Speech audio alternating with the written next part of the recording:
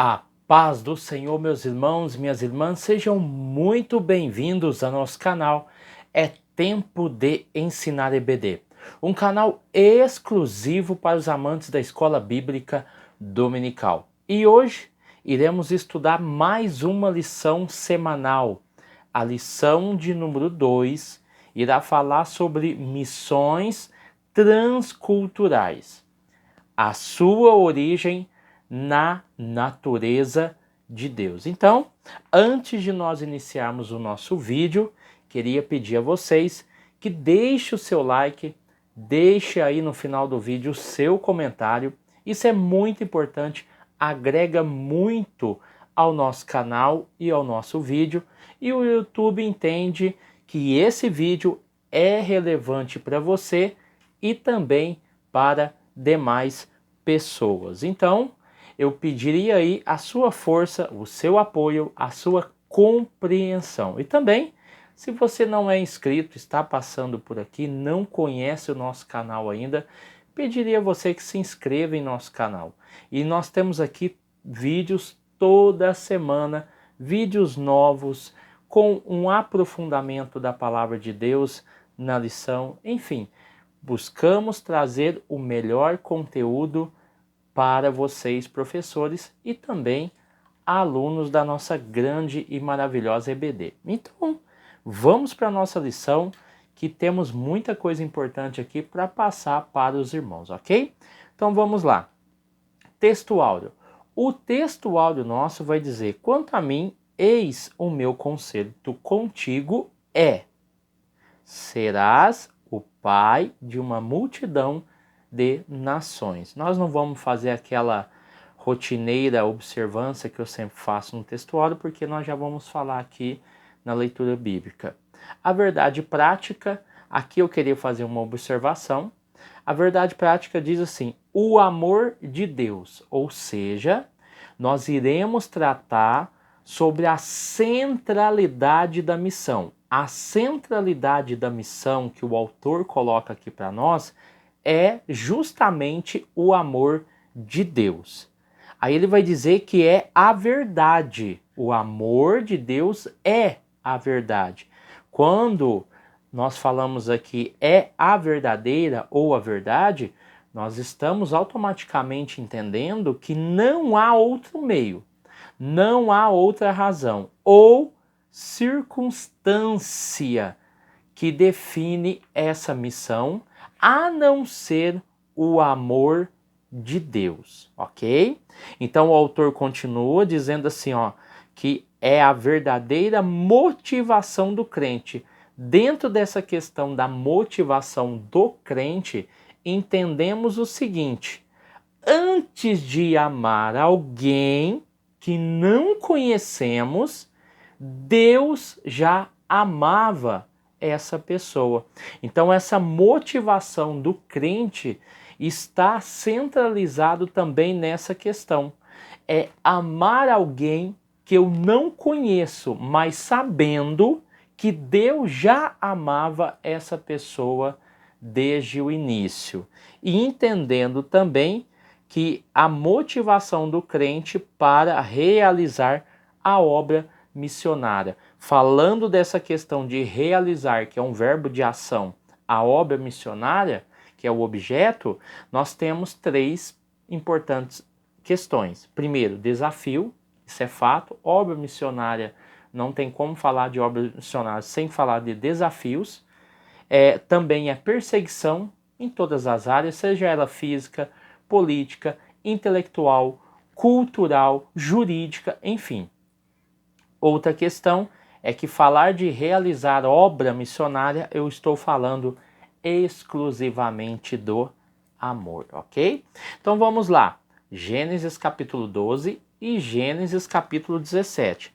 Gênesis capítulo 12, Abraão está com 75 anos e é aí que ele parte com a sua família de Harã, juntamente também com seu filho Ló, que era filho, no caso aqui sobrinho, né? Sobrinho Ló, que era filho de Harã, que era irmão de Abraão. Então nós temos aqui algumas questões interessantes. Versículo 1, sai de tua terra, de tua parentela, da casa de teu pai, para a terra que eu vou te mostrar. Aqui nós temos 3 importantes questões. Primeiro, chamada. Segundo, ordenança ou ordem. Terceiro e importantíssimo item, resposta. A resposta de Abraão está na questão de sair. Ele saiu.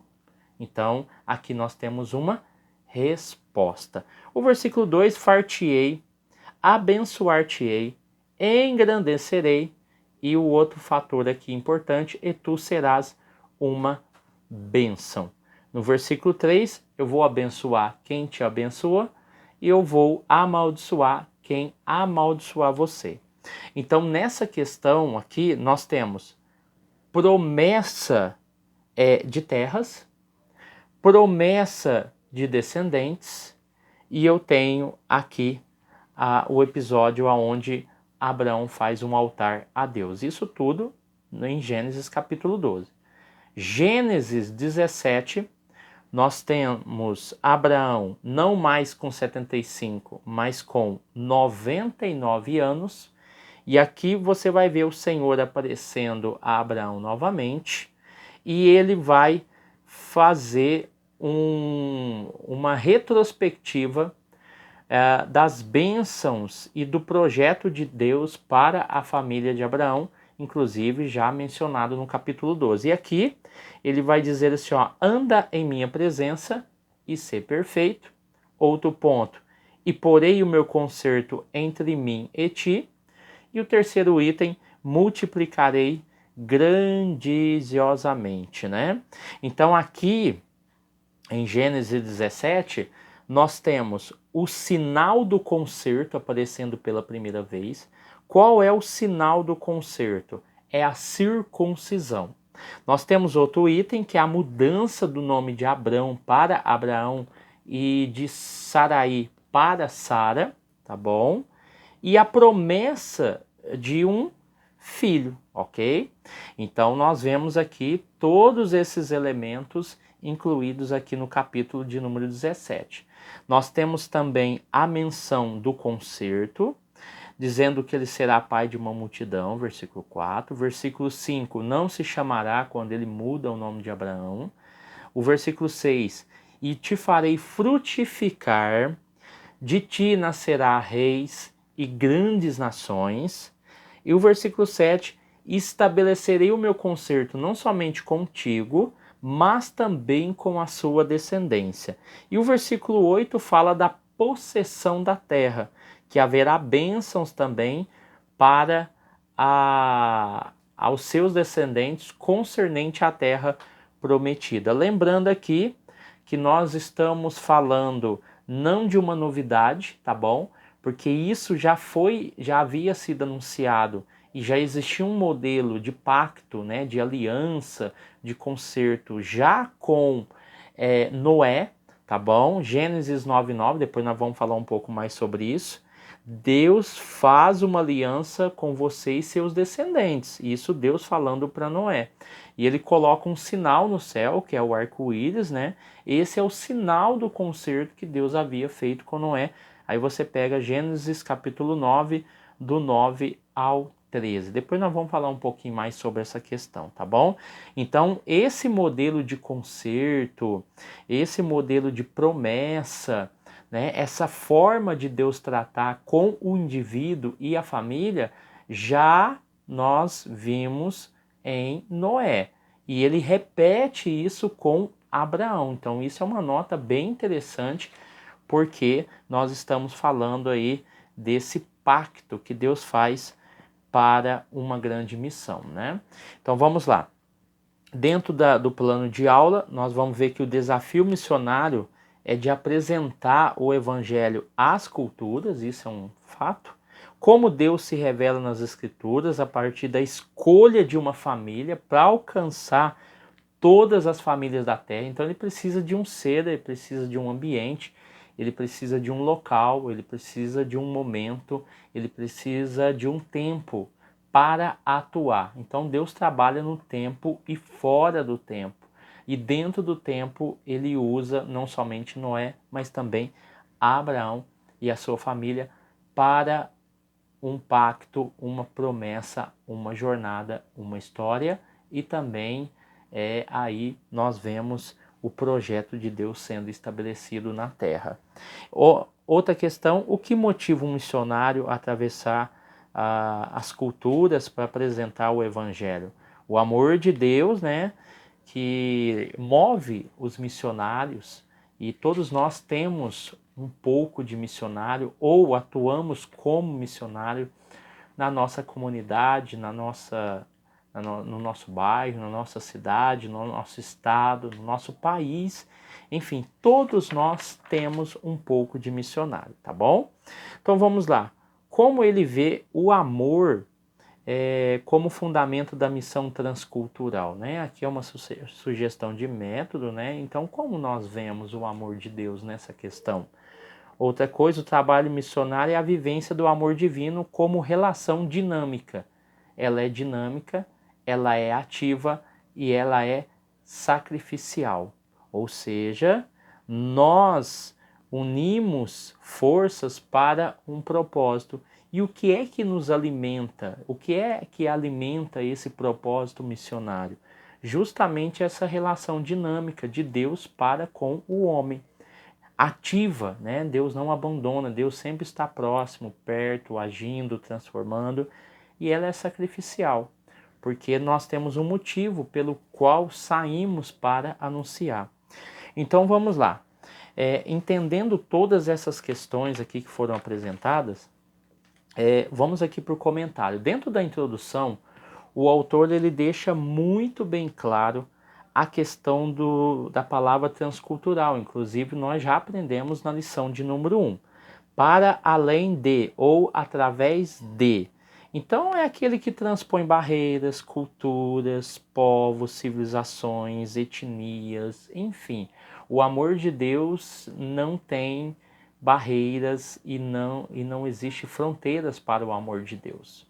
E aqui também o autor vai deixar muito bem claro na introdução esse grande objetivo da lição. Nós não podemos perder isso, tá bom? Dentro dessa lição, que é muito importante, que ele escolheu uma família. Essa família pode ser você que está me ouvindo aí, que está se preparando por uma obra missionária ou que tem no coração a chama de fazer a obra missionária. E nós já entendemos e compreendemos desde a primeira aula que fazer missões não é somente pegar suas malas e ir para outro país. Nós temos missões que são feitas internas e que são trabalhos duros, difíceis, pesados, e que Deus escolhe famílias, escolhe pessoas, escolhe indivíduos para esses propósitos. Lá nós deixamos na primeira aula uma lista imensa de locais, de comunidades, de eventos que a igreja pode agir fazendo missões. Então, não se empolgue demais dizendo assim, ó, assim que acabar a revista, nós vamos fazer um grande evangelismo. E depois desse evangelismo, nunca mais acontecer. Vai esperar acontecer uma outra revista dessa para a sua igreja se juntar e fazer um evangelismo? Não, peraí, vamos aperfeiçoar o trabalho que já está sendo feito. Vamos criar um novo trabalho, porque missões não é só evangelismo. Eu tenho várias facetas, né, desse nome evangelismo, desse conceito. Então, aprimore aquilo que você já está fazendo na sua igreja, crie novos desafios, isso é importante, porque isso vai alimentar a fé dos nossos irmãos, tá bom? Então ele escolheu uma família para alcançar as várias famílias da terra. Então aqui ele dá um segmento interessante. Primeiro, começou com Abraão, tá bom? E a sua família. Depois partiu-se o plano para a nação de Israel, porque se criou a nação de Israel através da família e da descendência de Abraão. Depois nós vemos a pessoa e obra de Jesus. E por fim, a igreja é a grande responsável em administrar, no caso nós falamos isso muito na outra revista, né, que é preservar, interpretar e perpetuar os mistérios da piedade, tá bom? Então isso é importante nós entendermos aqui. Então, entendendo essas questões, vamos para o tópico de número 1, que vai falar sobre a natureza missionária de Deus. Aqui, o autor ele especifica muito bem e ele vai falar aqui sobre a questão de Abraão, sobre essa família que foi escolhida, tá bom? Essa chamada específica para Abraão. Então ele vai tratar sobre Gênesis capítulo 12. E aqui ele vai falar sobre a questão de sair da tua terra, que revela uma ordem e que revela um chamado. Eu falei isso aqui há poucos minutos. Eu tenho uma ordem, um chamado e eu tenho uma resposta. Sai da tua terra. E Abraão saiu. Então eu tenho uma ordem, um chamado e uma resposta, tá bom? Então aqui está baseada essa chamada, ordem e resposta em duas primícias. Primeiro, promessas. E veio uma promessa. Segundo, bênçãos espirituais, ou seja, não somente ele seria abençoado, mas a sua descendência, tanto na questão das terras, ok? E também no meio político, a questão dos reis, que nós falamos aqui, né? A questão dos reis e também nações que surgiriam, e a própria terra de Canaã. E nós vamos ver que essa bênção se expande a todas as famílias da terra. Porque hoje nós estamos falando de um cristianismo judaico-cristão, ok? Que tem origens na religião judaica. Então, a partir de uma família, Deus providenciou a salvação do mundo inteiro. Então, olha para você ver que interessante. Hebreus, capítulo 11, versículo 8, vai deixar muito bem claro. Pela fé quem? Abraão. Ele foi chamado, Hebreus 11, 8 vai especificar muito bem isso. Pela fé, ele foi chamado. Ele foi chamado, obedeceu e saiu. Por isso que eu falei a questão do sair é a resposta que Deus dá ao chamado e ordem de Deus, ok? Outra coisa que eu deixei bem claro já no início é a questão de Noé. Então, quando nós falamos de Abraão, olha para você ver, ó, Abraão, anote aí, Abraão nasceu 292 anos depois do dilúvio. Então, a ideia do dilúvio, a história do dilúvio ainda estava muito quente, né? Muito acesa. Então, ele nasce 292 anos depois do dilúvio. Noé morreu 58 anos depois do nascimento de Abraão. Então, no caso, Noé morreu com 950 anos. Então, olha que interessante. Com Noé, nós já temos um exemplo. Então, quando Abraão recebe o chamado, e às vezes nós paramos para entender, mas peraí, como é que Abraão recebe um chamado e já aceita e sai? Porque ele já tinha um exemplo de Noé que Deus havia aparecido para Noé, que esse Deus que apareceu para Abraão apareceu para Noé. E o que Deus falou para Abraão, ele tinha já falado para Noé. Porque se você olhar na história de Noé, nós vamos ver que houve uma aliança de salvação e juízo. Isso é fato na história de Noé. Se eu pegar Gênesis capítulo 6, versículo 18, eu tenho uma aliança que é feita com Noé. Se depois eu partir para Gênesis capítulo 8, versículo 20, eu vejo que já há a menção de Noé fazendo um sacrifício para Deus. Outra questão, um sinal, que é o arco-íris, é o sinal dessa aliança. O sinal dessa aliança está lá em Gênesis capítulo 9, do 8 ao 17, porque Deus falou que todas as vezes que apareceu o arco-íris no céu, Deus se lembraria de que nunca mais iria destruir a raça humana. E quando você lê Gênesis 9, do 1 ao 8, você vê uma lei primária sendo estabelecida para Noé. Então, quando acontece essa questão, como Abraão tem muita ciência do que já havia acontecido com Noé. Então, ele aceita de bate-pronto a missão e obra de Deus. Então a promessa com Abraão ficou mais clara com esses elementos. A ideia total da aliança teria que esperar. Então a ideia total da aliança que começou com Abraão deveria esperar. Por quê? Porque ela foi até Moisés, depois passou pelo Êxodo e foi até o Monte Sinai, aonde se culminou o cumprimento da promessa feita a Abraão. Então, nós vamos ver que nós temos um caminho longo a ser percorrido, mas que Noé foi o alicerce principal para entendermos como Deus fez o chamado para Noé e depois para Abraão, e ele prontamente aceitou, entendeu, compreendeu e fez a vontade de Deus, tá bom? Então o subtópico de número 2 vai falar sobre a missão como atividade no mundo, né? Então dentro dessa questão, antes que eu esqueça aqui, a complexidade da natureza da obra missionária de Deus na vida de Abraão, ela é magnífica. Por quê? Porque se você olha em Gênesis 11:31, você vai ver que ele sai lá de Ur dos Caldeus. Depois, Gênesis 12, versículo 5, ele sai de Ur dos Caldeus e vai para Harã. De Harã ele recebe uma nova chamada. E Gênesis 12, versículo 6, de Harã ele vai para Siquém, ele desce, né?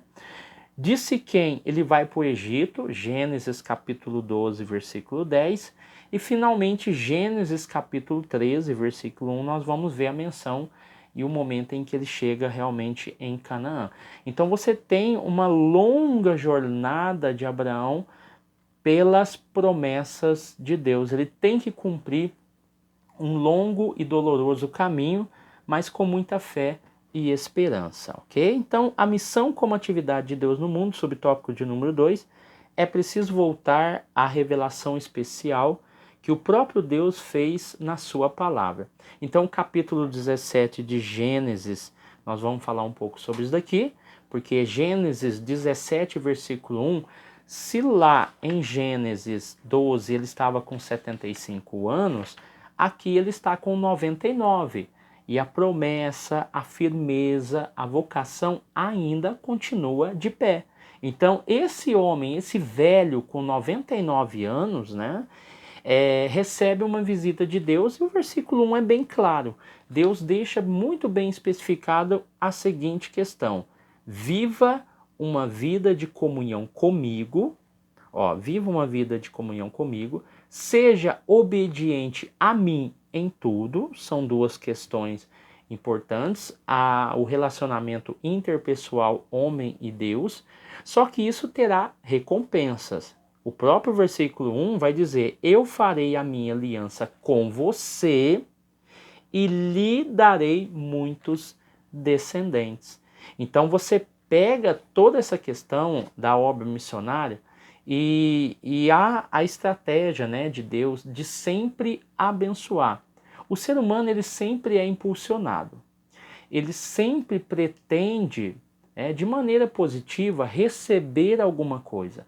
Como nós estamos dentro dessa obra missionária de Deus, Deus ele não é devedor de ninguém e ele recompensa os seus filhos pelo esforço, pela dedicação. Então Deus não fica devedor de ninguém. É por isso que todas as promessas, todas as ordenâncias que ele faz, todas as promessas e todas as exigências estão sobre o respaldo de uma bênção espiritual para aqueles que a praticam e cumprem segundo a tua palavra.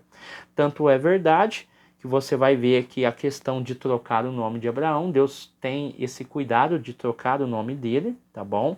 Lá em Gênesis capítulo 17.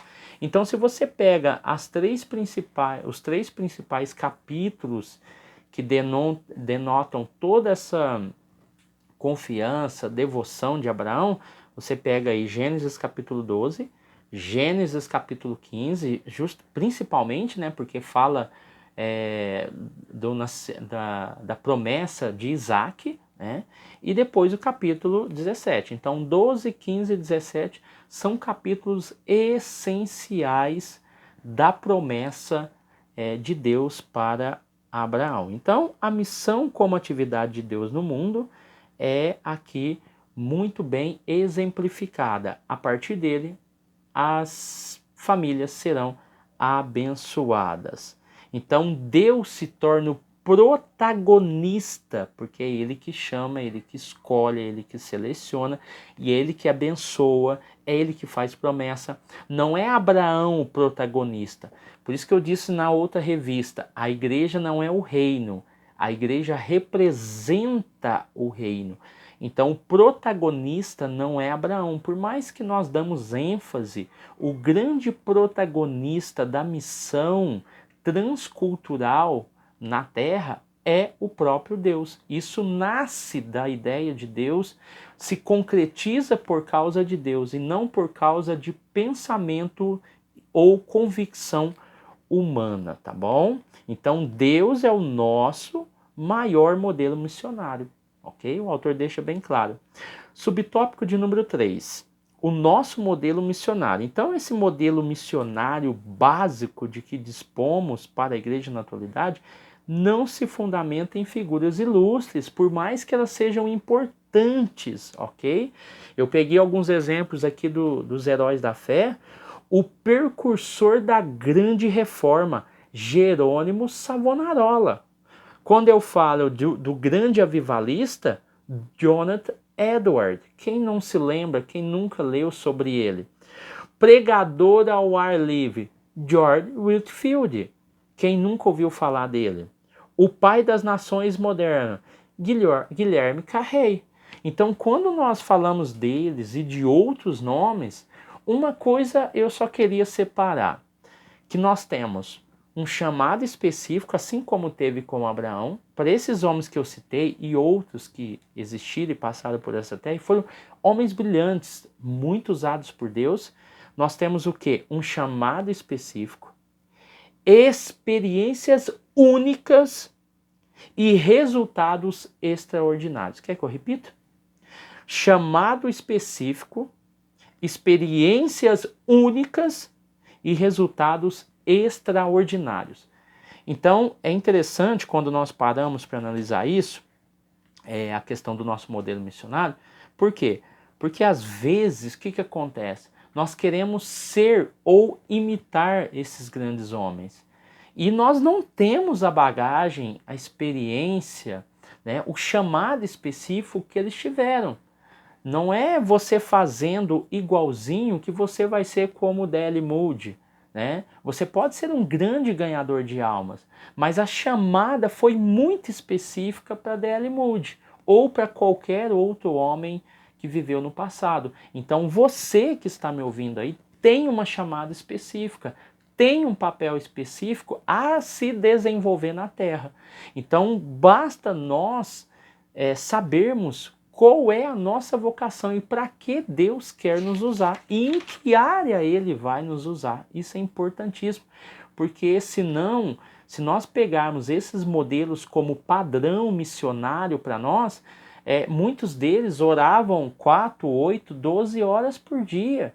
Como é que você vai conseguir ficar 8 horas orando? Às vezes você fica 20 minutos, 10 minutos, aí você vai querer imitar esses padrões. Espera aí, por isso que quando nós falamos que o maior modelo missionário é o próprio Deus, é porque nós temos que nos inspirar nas ações, nos projetos e na responsabilidade de Deus para com o homem, tá bom? Então esses apenas foram instrumentos, assim como eu e você pode ser.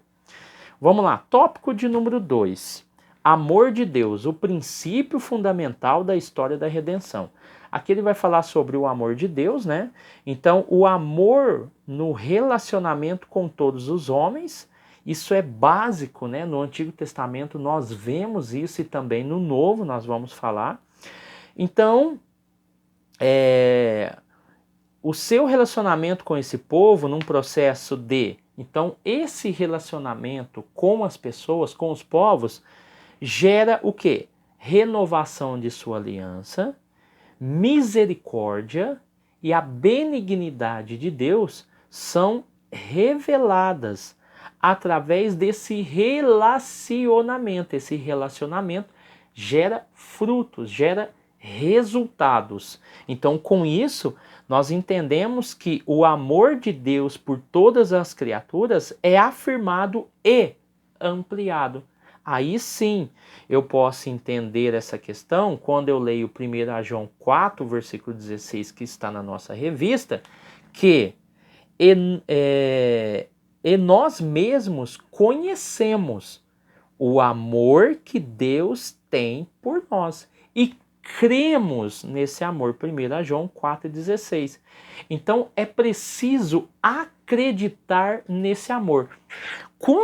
Isso é muito amplo. Por quê? Por que é preciso acreditar nesse amor? Porque quando a gente fala de obra missionária, a gente está falando de ambientes extremos, de lugares inacessíveis, de lugares difíceis, de lugares complicados, de lugares aonde tem pessoas que te odeiam, que não querem você lá, de lugares que não querem aceitar a mudança. Então eu como ser humano, acreditar nesse amor de Deus.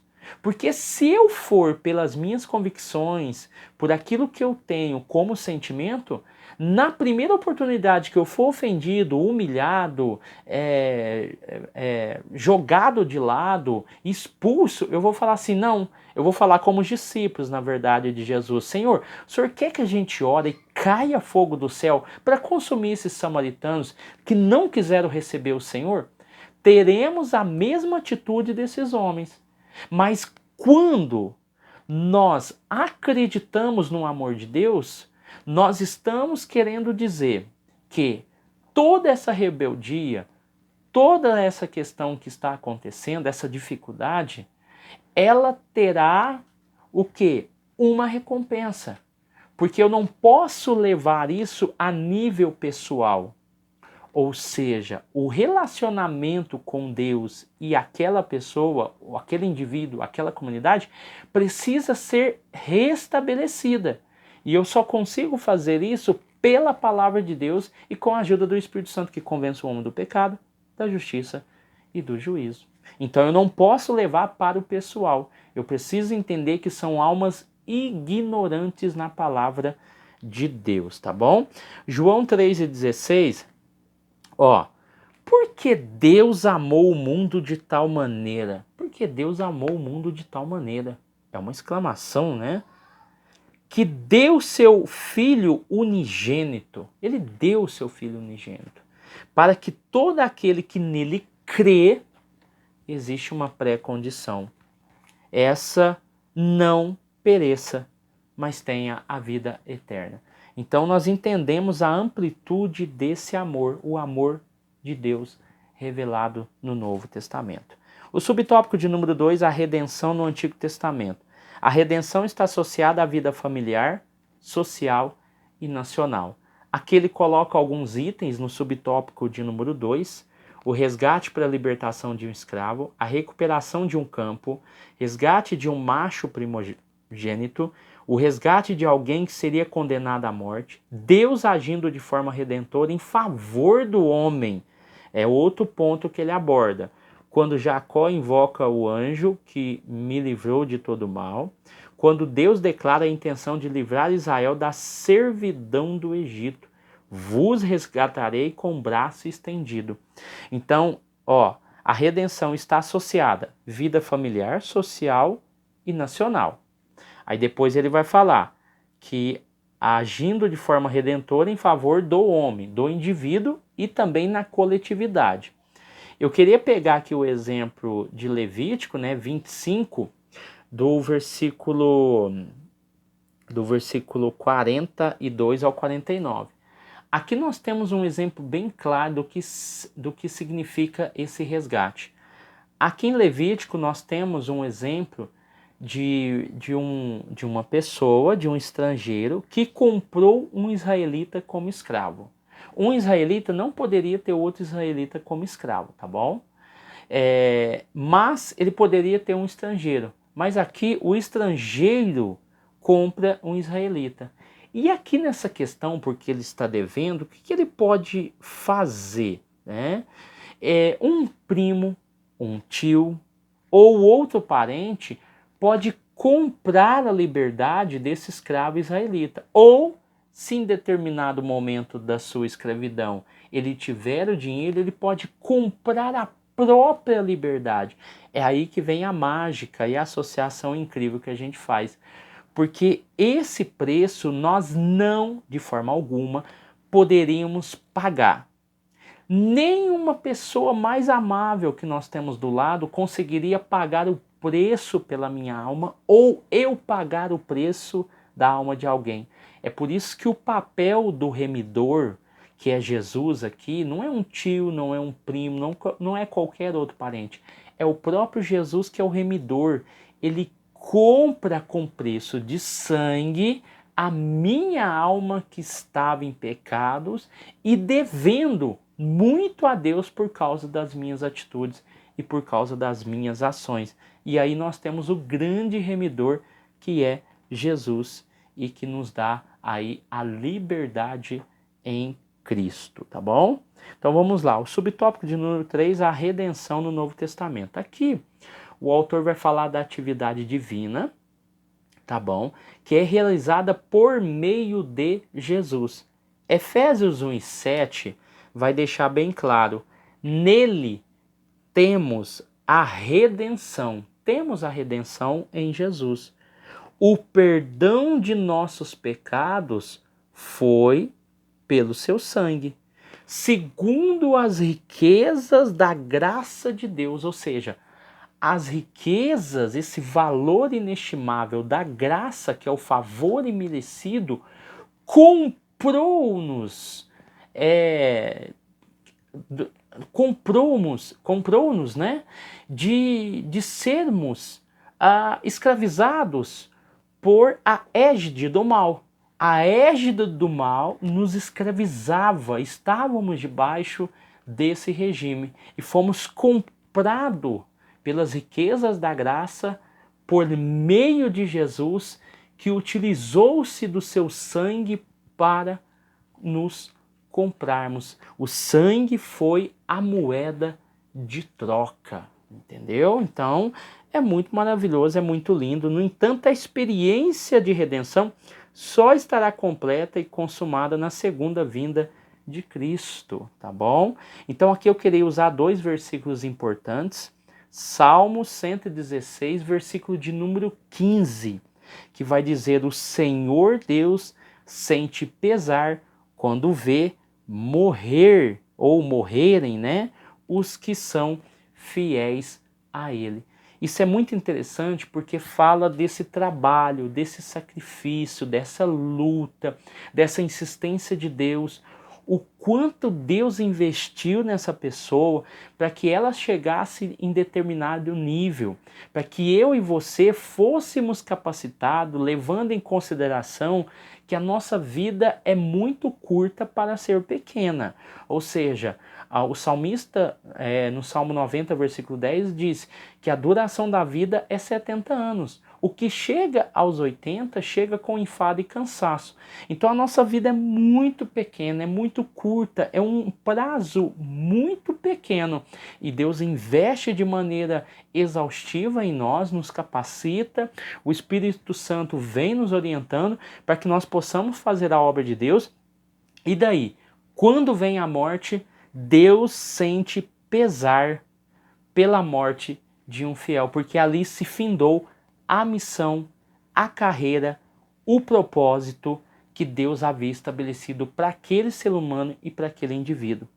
Ezequiel 33, versículo 11 vai dizer o seguinte: digo-lhes que juro pela minha vida que eu, o Senhor Deus, não me alegro com a morte de um pecador. Eu gostaria que ele parasse de fazer o mal e vivesse.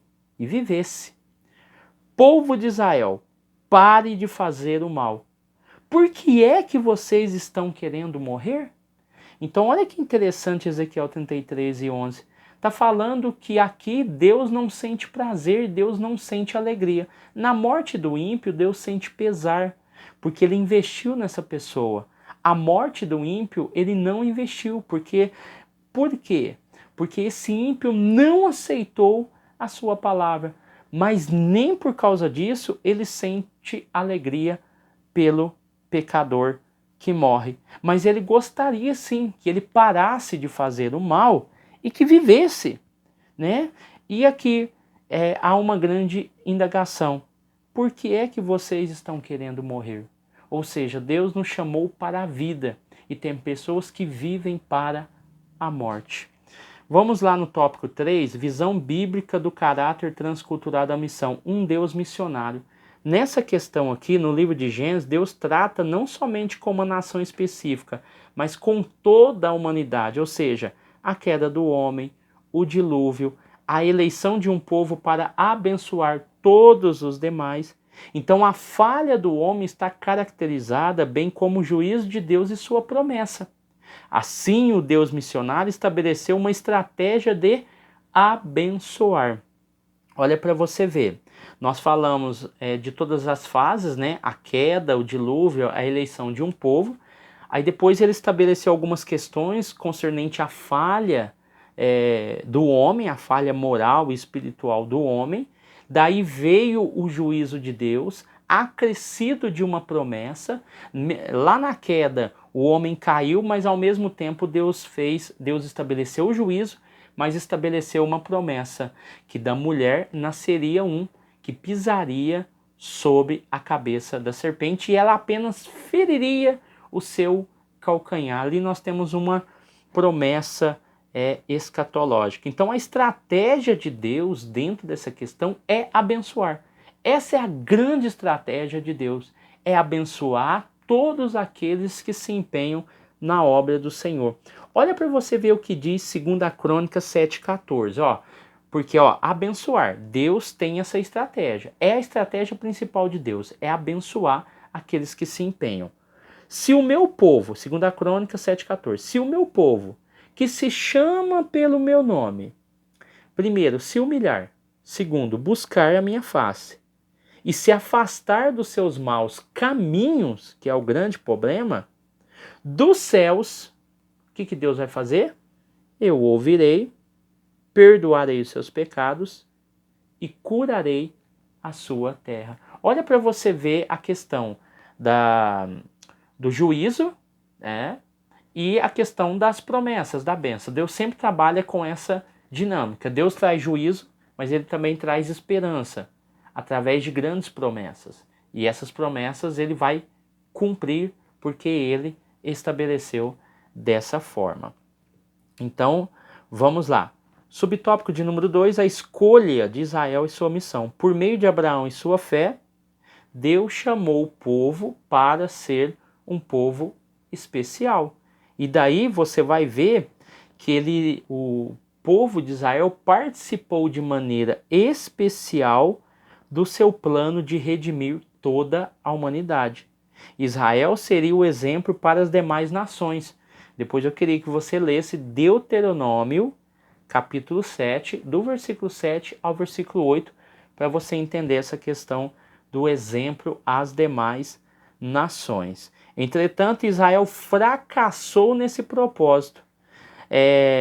Aí você vai ver aqui que por causa desse fracasso houve consequências, houve juízo. Judá, no caso,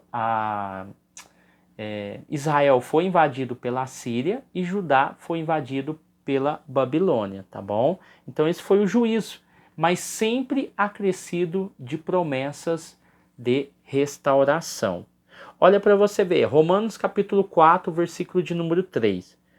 Pois o que é que as escrituras sagradas dizem?